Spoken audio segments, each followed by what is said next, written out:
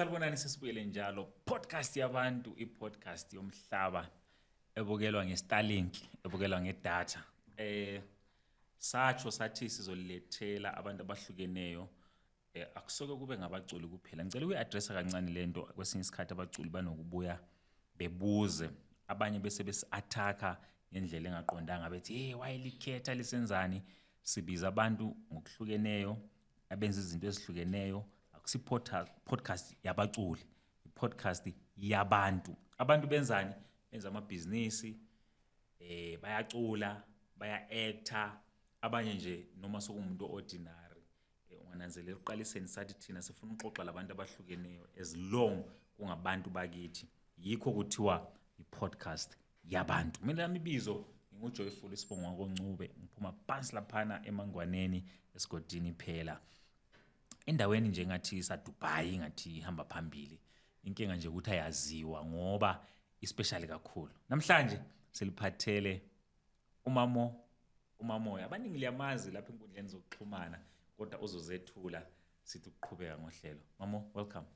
Thank you very much sanibonani emakhaya indawo zonke igama nguSibonokuhle wakomvalela wakomoyo ngibuya ePlumtree but I was born and raised and groomed by Bulawayo. Ngaphi koBulawayo? eKasilamakasi eCountrypark. Oh Nkosi yami. Yes, the biggest kasi in Bulawayo.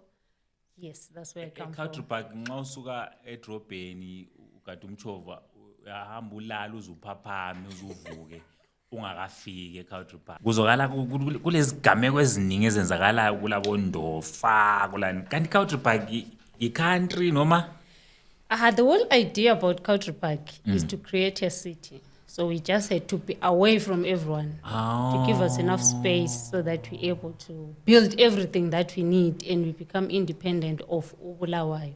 So that's the idea. So don't worry about the distance. It's another city. Okay. Yeah. I hear that. At least someone has explained the Countrypark ngendlela engcono ngathi abanye ngathi Countrypark but akafanana wena thatha khona lokho esikunika khona.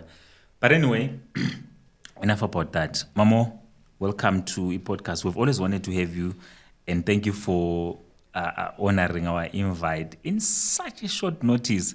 Ubuzihambela uzivakatshela wena usize eGoli.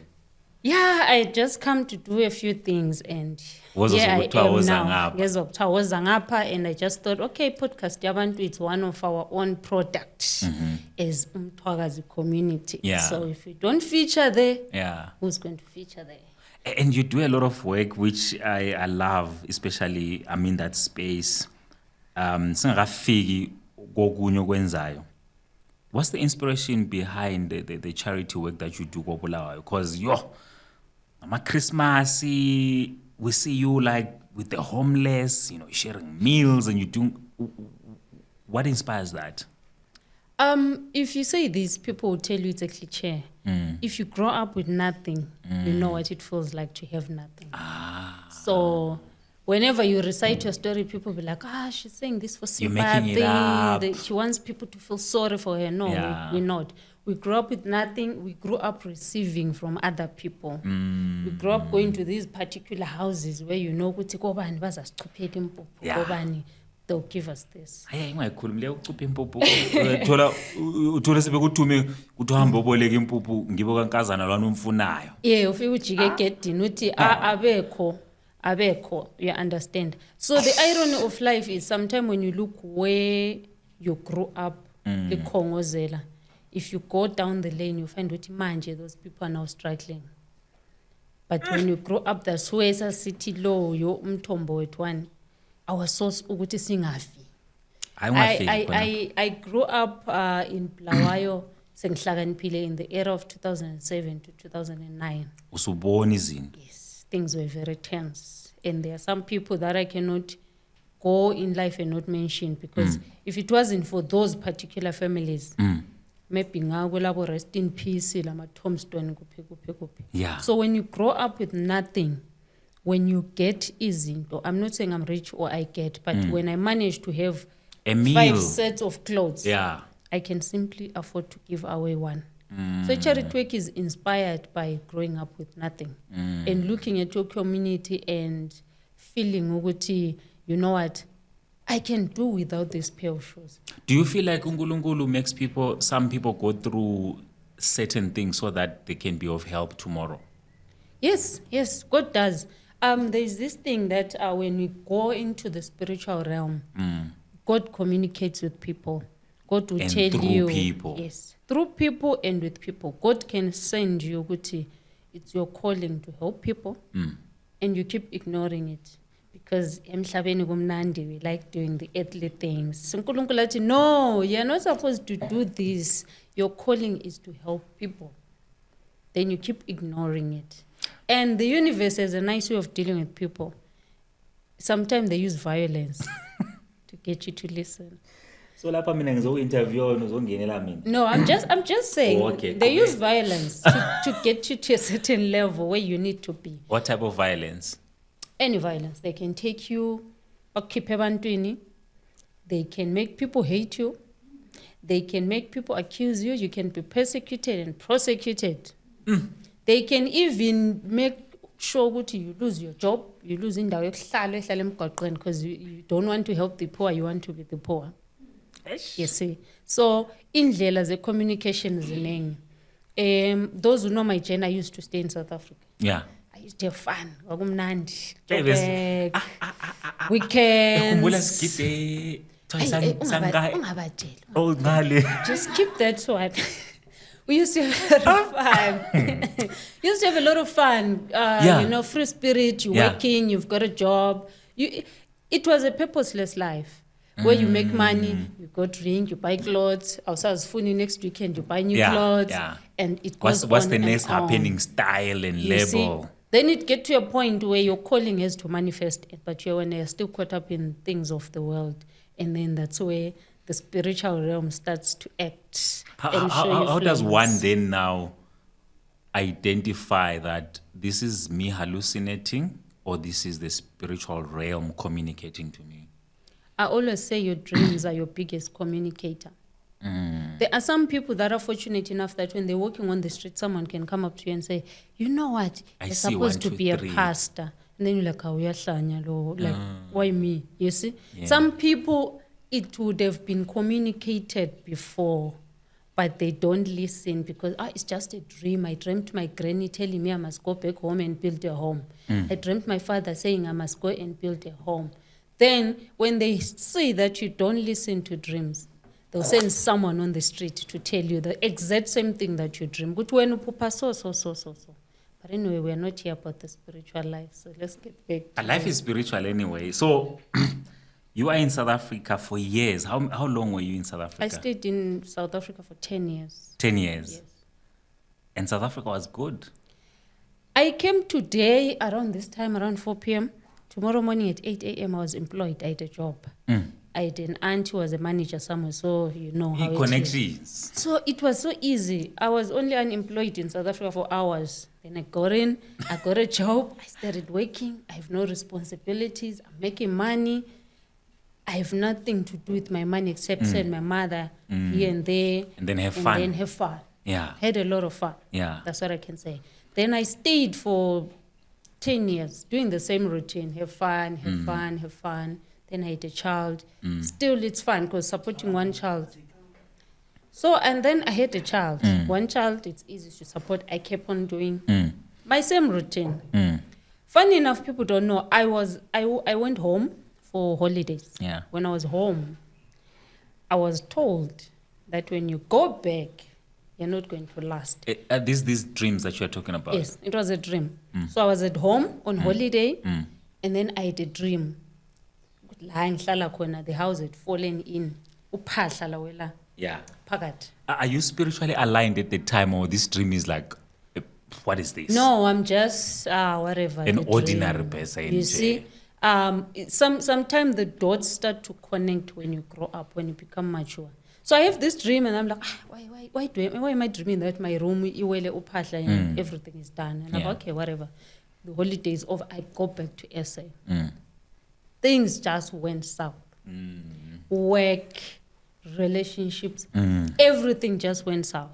Me being me, I'm not aware, I'm not aligned with I've been told that I shouldn't even bother going back because and Unluwa is a representation of there is no life there anymore. So it was in June, July, August, September, I started telling myself I need to go back home. Not because of the dream, but something just kept saying, you know what, it's done. There's that nudging feeling. Just go. Then I started buying things, stocking stuff and sending home to say, okay, if I go back home, maybe I have a backup plan on what I can sell, what I can do. I started buying stuff and sending back home, buying stuff. Whatever I see on special when I have money, I'll just buy. Picked up my things, send them home. Every time Umalaisha is going home, I'll give him stuff. Take this home. October, November, beginning of December. Which year is this? It's 2019, before COVID. Yeah. Yes, before COVID. 2019, December, I'm like, I'm going home. I take my whole property, I send it home. I just leave my bed and wardrobe. I remember. I have no idea why I'm going home. Yeah. I have no plan. I have no money. I think I had 4,000 rands at that time only. No savings, nothing else to say when I get home. Maybe I have another 30,000. I had 4,000 rands. And I'm like, I'm going home. I think it was on the 22nd of December. I was supposed to be on shift at 11 a.m. Yeah. Then at 9 a.m., they paid us our commission to say, okay, we'll pay you before Christmas so that you cover some of your expenses. Yeah. When I saw that message, I called Malai, come and fetch me, I'm going home. I said, but you're working. I said, no, I am going home. I told you, Hamba and Mpahla Zambati, come and fetch me as well because I am going home. Yeah. So I left at 10 a.m. I was supposed to be on shift at 11 a.m. And I remember you didn't even communicate with people at work or friends. I didn't know. I only heard Ususekai, Ususekai. I resigned as in Petersburg. They called me around 1 and said, Kati Manje, you're supposed to be on shift. Yeah, what? I said, guys, you know what? I'm sorry. I'm not coming to work. I resign. I'll send a formal resignation when I get home, but I'm gone. They're like, where are you? Like, I'm in Petersburg. Where are you going? I said, I'm going back home for good. So here's the thing with people and fear. Whenever you tell people that you're relocating back to Zim, what are you going to do? Zim is so tough. 2 months, after 3 months, we'll see you coming back. You're going to struggle. I said, I am not coming back. Fear, it's something that all of us know we have. We face it, and it becomes a wall or a boundary that stops us from going beyond. Yeah. And at the time, people are saying all these things. Yeah. Are you not doubting? I had no doubt. I think I have this character. I think it's bad though. That when It's not bad. if I decide that I'm going to do this, I'll do it. I don't care how it's going to turn It's out. not a bad character because I know your character, and you are that person who is a go-getter, and when you say you're going to do something, you do it regardless of what people think So I around said, you. I'm going home. I have a daughter who's going to grade 1. You know how expensive grade 1 is. Yeah. Indawo, school fees, the whole school uniform, the whole requirements. And I said, with the 4,000 I'm going home, I'll start from there. With what I bought, I'll sell from there. I'll take care of this child from there. Are you going back home umama kumbe you are going back home uyoziqalela phansi wena esilojeni or anything of that No, sort? I went back home to my mom. Yeah. I went back home to my mother's house and I told her I am back and I'm not going back. How did she react?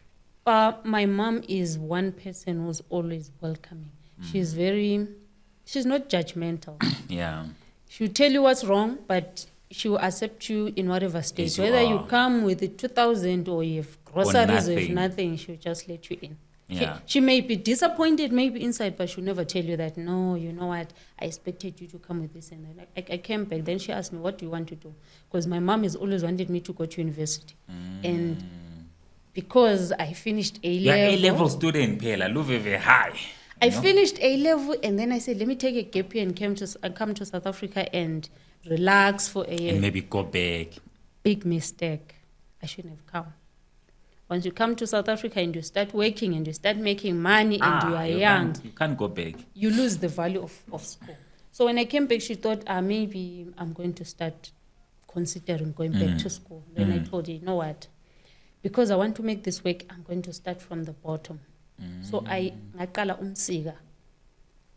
As in ukuthengisa. Yeah, a stand, a metal stand, not egangeni where people won't see me, in my mother's gate, in the community where I grew up in Country Park. It's embarrassing, Spo. Yes, where people knew I was an A-level A student. Yeah. Where people knew Guti Villa was. Why are you putting yourself through that? Because the bigger picture was about my child, not what people think. So I started umsika, and my mom was a bit skeptical. I was you know how community people are. Maybe she felt ukuthi bazoqala ukumhleka ukuthi umntana wakho lo sithi A level bheka sethengisa emsikeni. I started selling by my gate. And guess what? COVID came 2020. 1 month ngifikile ekhaya, there was COVID. Everything that I had bought, ama basics, ompupu, safe stuff, they became a requirement. They became on demand. I became a household name during COVID. Wow. Ngavuka nge-COVID. Okay. So from me selling in the gate, during COVID, remember everyone stayed inside. Yeah. People would flock my mom's house. Like, And that's how engavuka ngakhona ekhaya. So from selling in the street, people started coming for my products in the house. Ngaqala ukustalker using trucks that were coming in. And I became a household name for selling basic needs that everyone else cannot access or everyone else does not have. And that channel uguti, I've been to South Africa, so I know people in South Africa to say buy for me, send for me at home. That's how I started settling in Zim. I was supposed to die during COVID because you're coming home, you're relocating, you know nothing. You just left everything. Yeah, and then you locked down. Our plan, you came with 4,000 rands, so we locked down. But lockdown is where God came through for me. You couldn't have predicted that. No, I couldn't have. Even people I was working with, lockdown, the COVID, they were like, where were you going? Yeah. Look now, in Zim, Yabantu bazofa baphele. You see, people had the belief that Zim, with the health system that we have, we're going to just die and perish. Yeah. But God came through for Zim and all the other African countries. So now, I am becoming a household name 1, 2, 3, 4 months into COVID. They're like saying, things are tough this side. Things are getting tough. There's no food, there's no this, there's no that. You see, that's where I started charity work. So when I started charity work, I was approached by an ex-boss of mine, who was in Netherlands. He's like, okay, there are COVID packages that we get in the site, and I want to dispense them, but helping Abantu who are already in Netherlands, I would rather have they're people, not in need that way. You see, I have this amount, and I know in Africa there are certain people, and I would preferably help around you, your community, because we work together. So to have such people, me being me, I didn't know anyone. I said, yes, I have a lot of them. Yes. Then he said, okay, can I have the names? Then I said, give me 2 days. So when he dropped the call, I went on my WhatsApp. I started asking the same people, do you know any kids that need help? Disabled kids? I got a whole list of kids that needed help. Disabled, HIV orphans, HIV affected, abalama speech impairment, the deaf, the dumb, and then I listed those names. And then he said, give me a budget, how much you can use to help these kids. That's where we started. Then we bought them backpacks, raincoats, because it was beginning of a school term, and near COVID, it wasn't sure what is yavula, but it was raining like big time. So there we are doing our first charity drive. We gave out backpack and raincoats. So we had to go to their individual houses because it was during COVID. It was not allowed so I had to go to every household and see where they stay, who they stay with, talk to them, and also assess a situation. It was bad. I was sick that day. I couldn't eat because I always thought, Then when you go out you get there, to see. Then you see someone who let 2 kids. They are both disabled. She has to go to work. She's a single parent.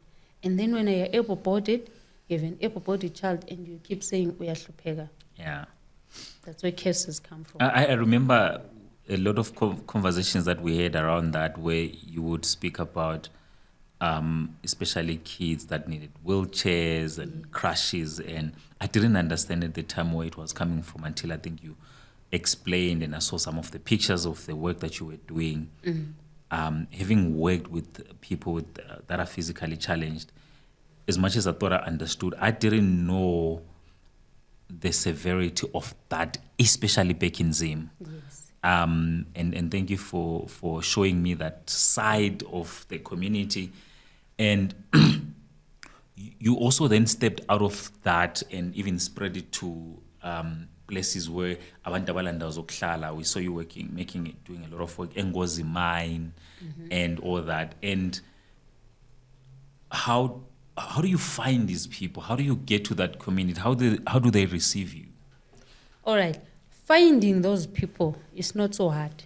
It's just that when you don't know that there are people in your community that live with such challenges, you feel like everyone is fine because in Kaya we are all fine. Yeah. Those people are there in our communities. They are known in schools. If you go to schools and clinics, they have records. They know houses where someone is disabled, someone is on art, someone is an orphan, and those programs like Abo Bimu, I'm a social worker. If you really need to help and you need that information, it's available at your disposal. And with the height of social media, if you just post to WhatsApp, send a few people who community residents and stuff. If they send the community groups, it's easy for you to find those people. So being received with the kids that I started with, the parents, they were grateful. Yeah. But they did not believe anything will come out of it. Oh, yes. Because they've been approached so many times and by nothing was delivered. "Balisana amabizo abantwana, get this done, bring their birth certificates." And people have been using disadvantaged people to their advantage. To source funds. And the funds never gets to the kids. To the beneficiaries. So when I went to collect this information, this one woman, she gave me the information. This is my child, this is my grandchild. She has this kind of a challenge. I'm just giving you this information, but 90% of the time we never get any help back. Oh, so we've given up. We don't even have hope this thing will happen. Yeah. You see? So she gave me, so I had to fulfill that to say, you know what, let's get one thing fulfilled. Yeah, so at that least these people will have hope that the community is there for them. Yeah. So when we did the backpack and raincoat, which was our first initiative, it was so well received. The parents were happy, the kids were very happy. Then we moved on and we did the blankets. Yeah. So we gave blankets to pregnant women, women that are struggling, the elderly, and if we just went around the street, it's cold, and we just gave them a blanket. Wow. So that was also well received. But people in Zim, they are not used to getting gifts. Yeah. So some were skeptical. So, okay, you're giving me this, what do you want? Like every time in Zim, someone gives you something, it's because there's something they've seen that you have that they want. Exactly. And they will give you so they can also benefit. So they'll ask you, what do you want? What's the catch? No, it's just a charity. Okay, but what do you get? All right. So the second initiative, we gave out blankets. And then the third initiative, we decided, okay, we have gone to the homes of our kids and seen them and seen where they live. Yeah. And it's been COVID. Now it was 2021. It's been COVID. The kids have been stuck at home for over a year. Yeah. How about we conduct or we host a tournament, a sports tournament for these particular kids so that they can come out and meet and see other kids that have disabilities just like them. Just for them to feel that I'm not the only one. She is also on a wheelchair. To give them that sense of belonging. You know, to say in my community there's so many people that are like me. So we organized a sports tournament. Unfortunately, due to those 2 weeks lockdowns that the government were putting down whenever the COVID numbers were shooting up, the week that we were supposed to conduct the sports tournament, there was a lockdown that was implemented. So we couldn't conduct that event anymore. You see, the venue had been paid, so it was fortified. But we were left with the sports kits and soccer balls and everything. Then we decided, let's just distribute for them so that they play soccer in their communities, they wear their T-shirts wherever they want to wear. So, yeah, charity work has been going on since 2020. Yeah. Till now. Thank you so much for sharing that, because some of us along the way, we get discouraged. And I believe in this room here, we have people that always think they are not worthy or they cannot do it. And I saw earlier on when you were sharing your story, especially the spiritual side, someone was frowning because they are actually on that. Yeah, they are on that journey, but they are scared. Fear. You mentioned fear. And I feel like a lot of us have been stopped on our way because of fear. And we start thinking about all the bad and the wrong that might come up when we do what we are supposed to do. But we haven't even tried. And you went out there, and for that we applaud you. Thank you so much. I think someone who's watching can or might get encouraged and inspired to also follow the same path. But I want to come to now, you are doing charity. This is all good. COVID comes. But now, besides now the selling emsigeni, oqalileyo egedini langini eCountry, what do you do after that to sustain yourself, your family? You've got a daughter now. She's already in primary school. Do you want to look for a job? Do you want to, what do you do to sustain yourself going forward? All right. The first thing that I can say to people is that pride does not pay bills. So if you are proud and you think I cannot do this, or this job was created for those ones, then you're going to suffer. So when I went back home, my absolute plan was I will make it work at all costs. Doesn't matter what I do. I will make it work for my child and for myself. And for my haters who said you will not make it, you will come back. They are you see? a fuel so and when inspiration. You see, when people are pushing you to prove them wrong, you work hard. So I did the umsiga. Then as COVID progressed, I started to move on to basics only. Okay. Mealy, cooking oil, sugar, rice, spaghetti, and stuff. Then when that demand started to drop, I moved to baby wear. So during COVID, shops were closed. Women were expecting. COVID or not, abantu bayazala. You see? So they had nowhere to buy a preparation for abantwana. So they were desperate. Whatever they saw, they would just buy. They didn't even care about colors during COVID. They'll tell you, whatever you have. Just bring me baby wear. Bring it, I'll take it. The dish is yellow. No, it's fine. It's blue. No, it's fine. It's a girl. No, it doesn't matter. Because they don't have somewhere to go and choose. They don't have options. You see, shops were closed. So people were pregnant at that time. They were very desperate. They would buy. So I moved from groceries to baby wear. Then I moved from baby wear to baby clothing. Then I started a flea market stand from there. So I grew with that clientele from food to maternity stuff, baby wear, and then I moved to flea market. So that's how I started to sustain myself.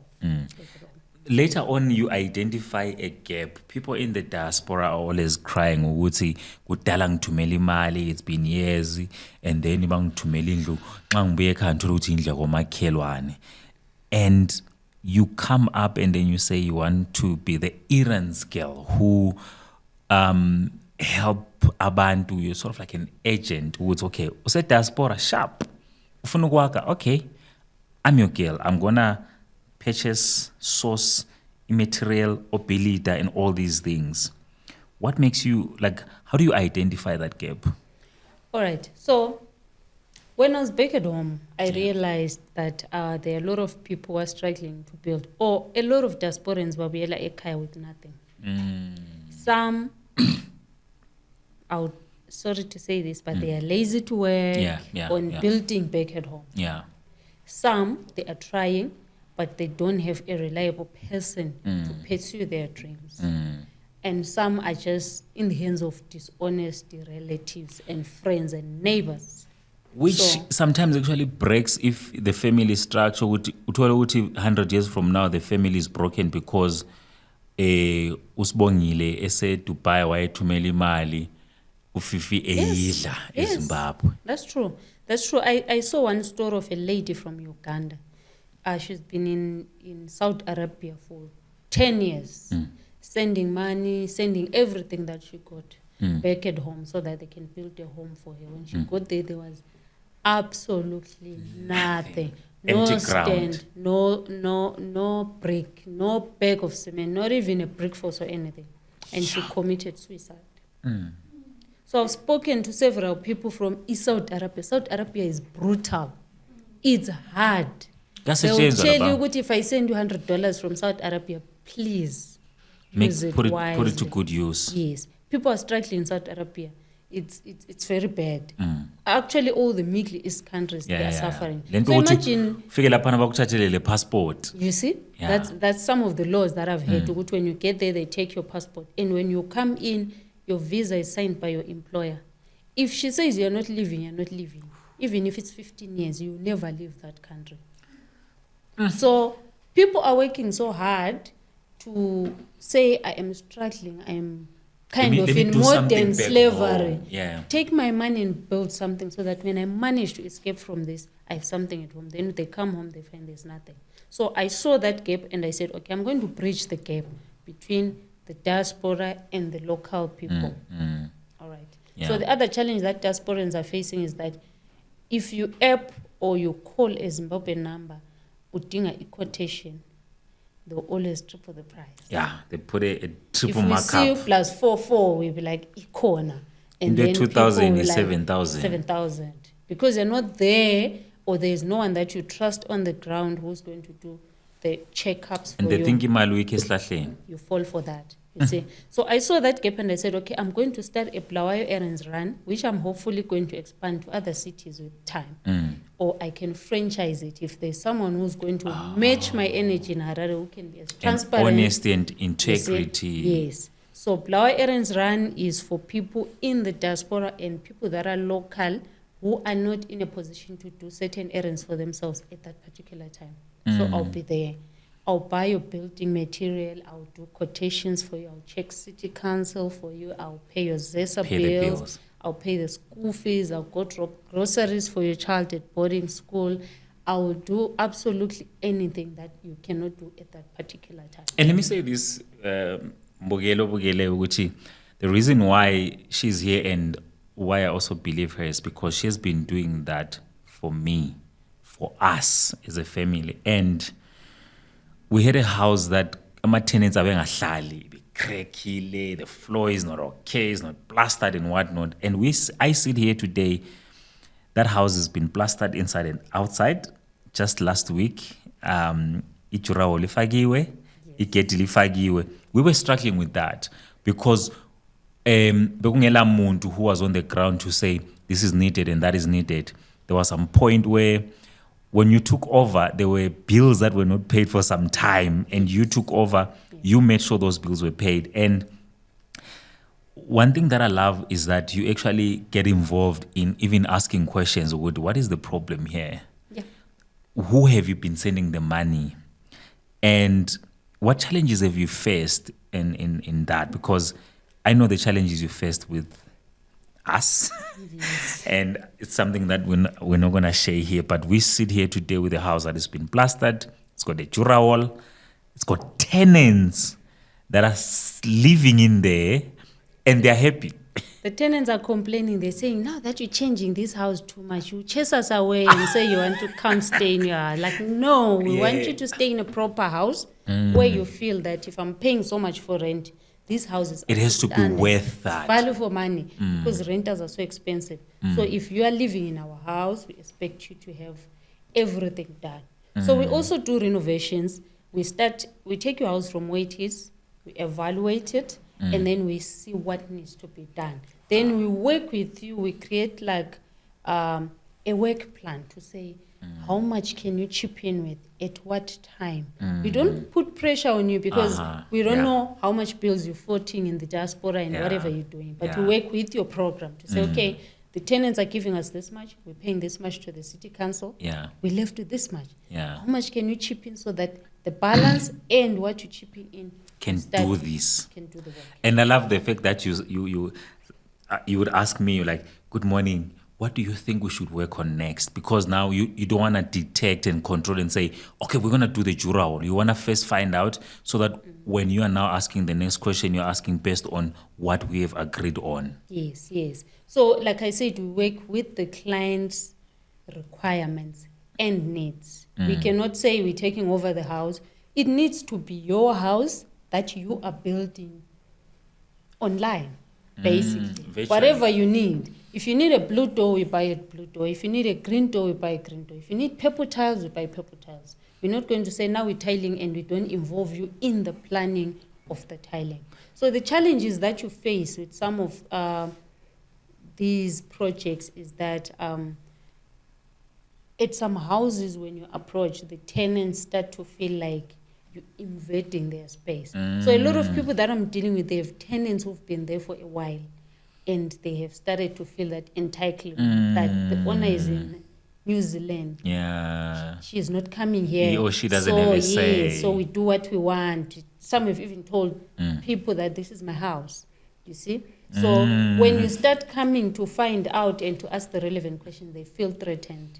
They start because by most of the time they start telling you stories. But the landlord didn't do this and that. So I always tell them, I'm starting with you here.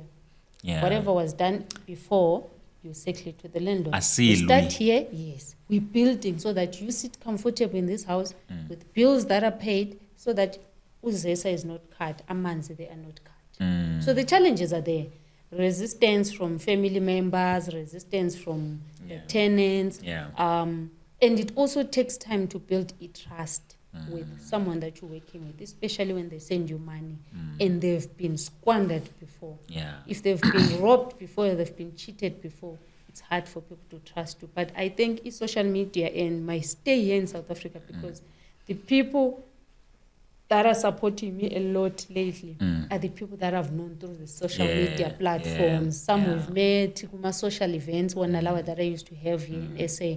And I'm so thankful. There are people who have trusted me with such huge amounts of money, which I'm like, this person invested in me and said, I'll give you $5,000. They don't even know me. Some don't even know where I stay. Some they've never met me, but they have sent me so much. So it pushes me to be honest and to deliver. And whatever I do, I always communicate and send receipts if needed, send information, send contacts, send whatever is needed. Yes. You also do errands on collecting medication or any other thing, because we have some people in the diaspora kunomdala ogulayo se-Country Park akakwazi ukutravela ayekobulawayo pharmacy and all that. And take us through that. How is the process? What are you doing in that space, and what can you say to someone who's watching? How do you help them? All right. What we do is we've realized that the elderly people cannot do with the clinics, walk home to the clinic, queue the whole day, and do all that. So most diasporans, they can afford to take them to the doctor. But who is taking them to the doctor? Who is patient enough with them to say, Gogo, let's do this, Gogo, let's move. You know, grannies, they tend to become like kids. They're easily agitated, they're easily tired, and all of that. So what we do, I've been working with the gentleman Australia, Mandla Moyo. So what they've been doing home checks, medical home checks since COVID. So they send a doctor or a nurse or whoever. Ukuthi ayo-check ugogo, and then they do the prescription, or they tell you ukuthi ugogo kahamba yenza iscan, or mama kahamba yenza iscan, or mama. So I've been working with him, and he's been giving me these errands to go collect the elderly at home and take them to the hospital. Wait for them, pay for them, if ever kwenziwa iscan, kwenziwa ama-x-ray, kuthathwa igazi and stuff like that. Then I wait for them, I talk to the doctors, I inform them what the doctor said, and then I pick them up and take them back home. So it makes it easier for ugogo who's already sick. Because imagine if there isn't public transport, how long it would take for them to get to the taxi. It's going to drop them somewhere late, far and they have to away, walk and then they walk across. to the doctor. Ma BP ayakhuphuka, oshukela bayakhuphuka. So The pick and drop service is just to be convenient for you to say, I'll pick Granny, take them to the doctor, do all the paperwork for them, make sure the doctor attends to them, and I'll take them back home. The shorter space they are outside, the shorter the time they have to spend by the doctor, and they can be at home and relax. So we also pick up your medication. You can send us, tell us, Ukoko needs this, Upapa needs this, Mama needs this, Umtwana needs this. Yeah. We go pick up the medication where it's needed, or we come to your house, pick up the prescription, go to the doctor, buy the medication, and drop it at home. If you need constant updates as well, to say, okay, she started medication today, may you go tomorrow and check, we still do that. Yes. Wow. This is very interesting, and I think Abantu obugeleyo, you are getting the much needed information.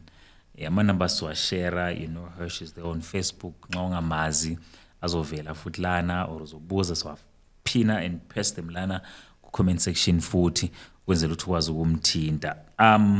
I know you were not ready for that because that was not the conversation I know that we wanted to have. How did it go all that way? Okay. Yes. So as a podcast Yabantu, we felt like podcast Yabantu in Campro Studios, we felt like there's quite a lot of work that you are doing. We see you, but maybe you are not appreciated, and we want to appreciate you. Thank you. From the charity space and this bridge that you have built, that you have erected for us to be able to, because I'm sitting here as a customer, I'm a client, is before I know you. A paying client. A paying client. Yes.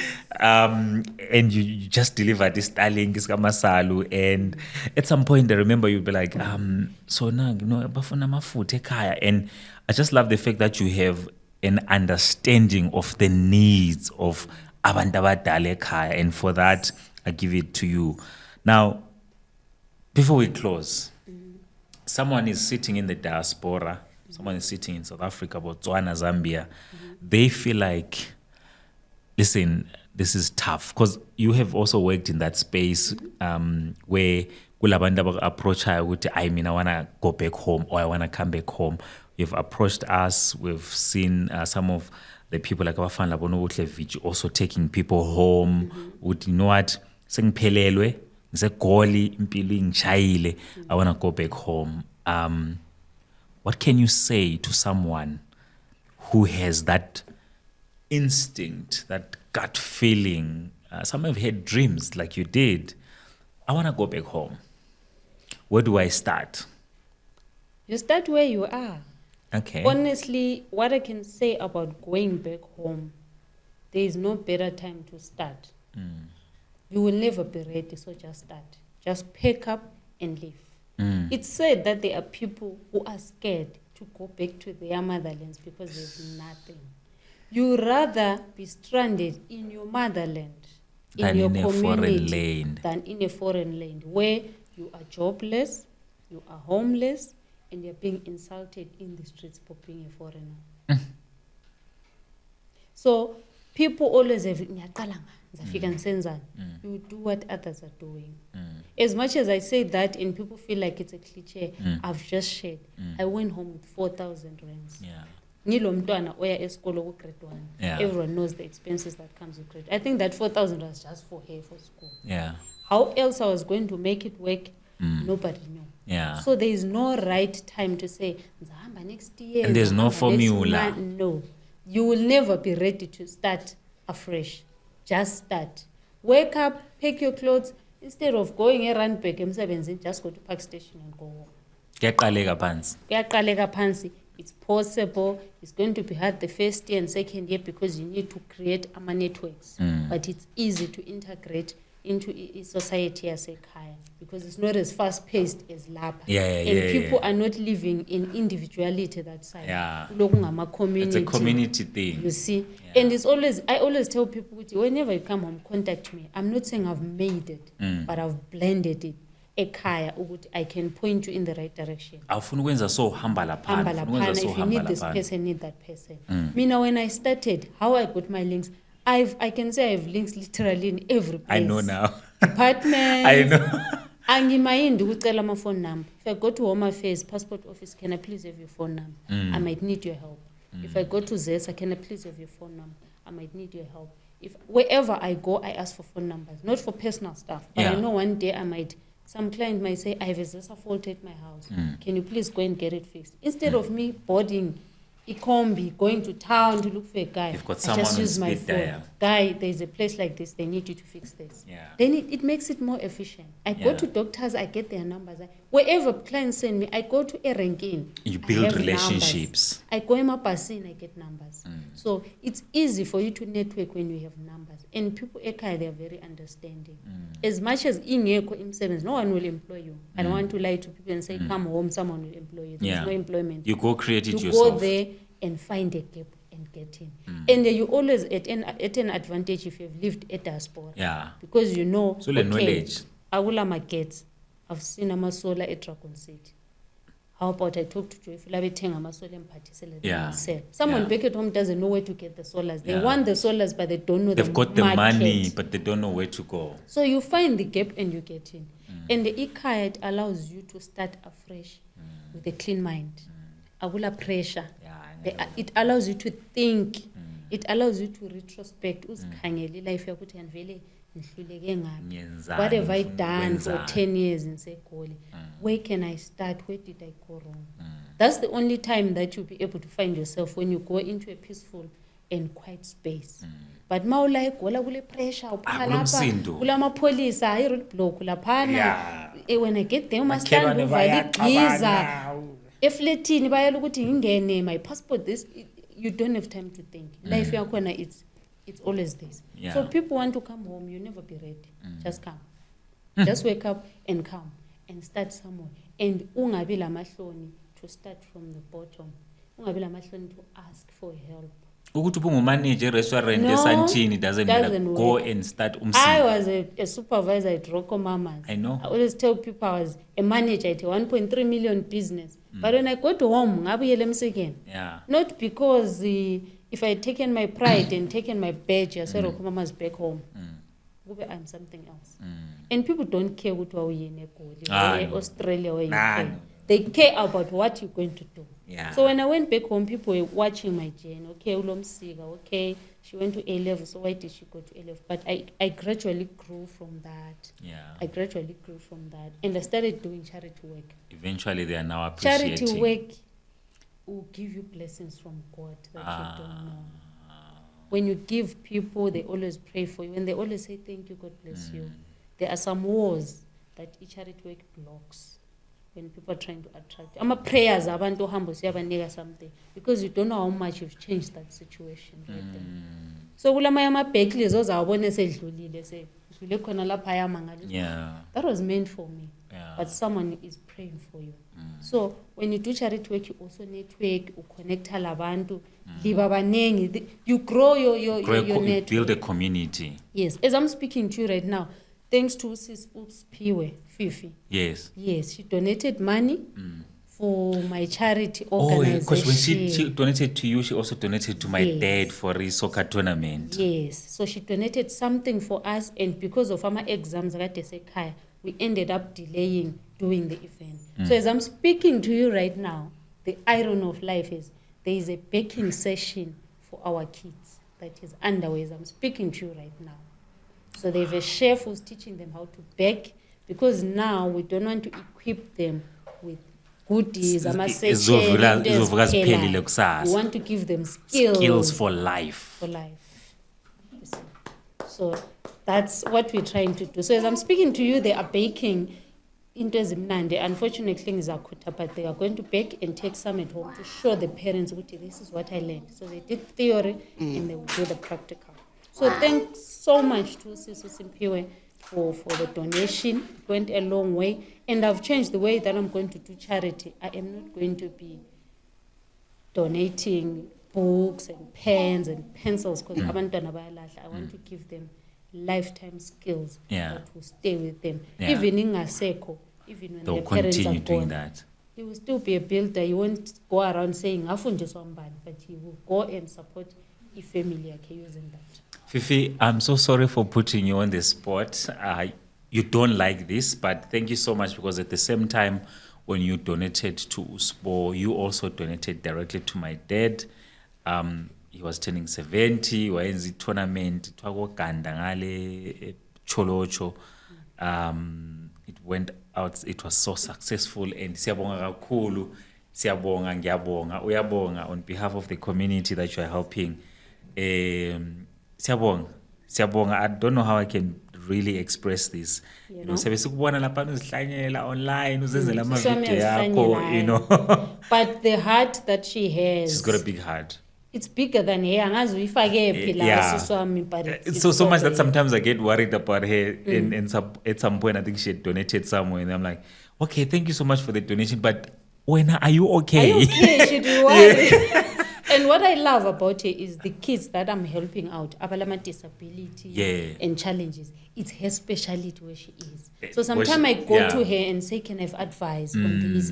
And she's always keen to help. As long as if free, she'll tell you, I can help you with this. This is my specialty. This is what I do. Yeah. So her donations are usually, she doesn't want to be put just on the spotlight. monetary. Yeah, like and we're she doing doesn't that like today. to be known, but her work is so great. She does a lot of work also with Abombonisi and trying to help men, giving men space to speak out about their challenges and all that. But anyway, we're not going to sit on that here today. We are really grateful to anyone opandle oncedisayo. Yes.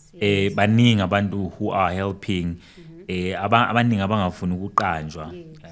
Siyabonga. Currently kune GoFundMe that we just started. Thank you to says afuni ngimqame Nkosi yami. Sengimqambile. Okay, abakwazi ungisays muphi. Who just opened GoFundMe because we couldn't open it like Africa for Uthando Chuma, Novusi. As we sit here today, I think it's already on 250 something pounds, which is a lot. I think it's around over 5,000 rand. These are people that are coming together. Mina, ungabuya ufika uthi, hey, abantu bakithi ababambananga, ngiyakubloka, ngiyakuxotsha. People are united. People are doing quite a lot of things. We are muzwa na ngiyakhuluma uSibo. Here she is. She's doing your errands. Contact her. Nasi Campro Studios, they've got cameras. Bayenza video filming. If you have a birthday, umshado, until I'm a divorce party bayenza, but I didn't say you must divorce.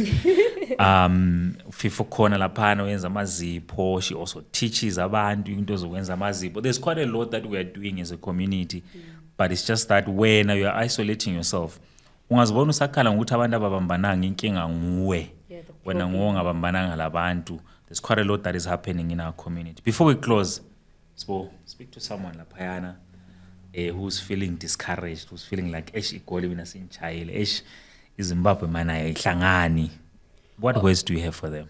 All right, the first thing that I would say is that I've been approached. Like I told you, I don't want to make it longer, but I've told you when I left, people like,